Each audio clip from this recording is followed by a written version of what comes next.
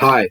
The murder last Saturday of trans girl Brianna Ghey, found with multiple stab wounds in a park in Warrington, was not originally treated as a hate crime, when it so glaringly obviously was exactly that. Brianna, who'd become a TikTok celebrity, had been, like many 16-year-olds, preparing for examinations.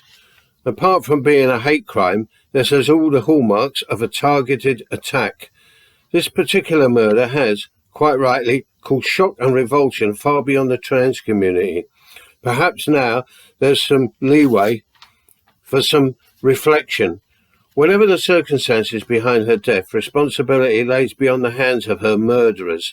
The right-wing media, all professing themselves now shocked, such as the Daily Mail commentators on G.B.News, Talk TV, and the rising tide of turfdom, have, along with certain politicians, assisted in stoking up the latest bigotry, which is transphobia.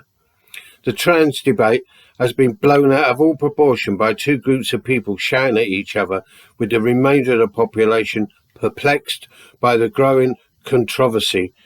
Many trans activists, the majority not trans, themselves driven into equally opposed factions, are mostly the sort of opportunists who will abandon trans people to jump on another bandwagon to suit their convenience or political careers. Trans people, however, are not alone. They have supportive family occasionally, friends, those who will stick by them, a trans community. A significant amount of young people also support them, as a matter of course.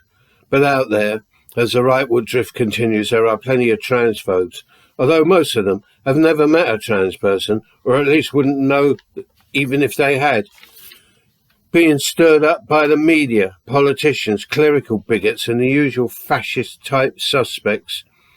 Just as there are still plenty of racists and homophobes out there, although declining in number, in the passage of time, this has diminished.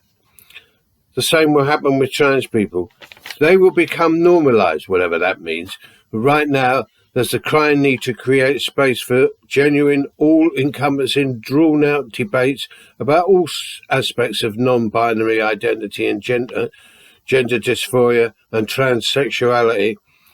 Let's get this underway, out in the open, and taken away from opportunists on both sides before there are more cases like Brianna Ghey, who had her brief life snatched from her by this latest bout of irrationality.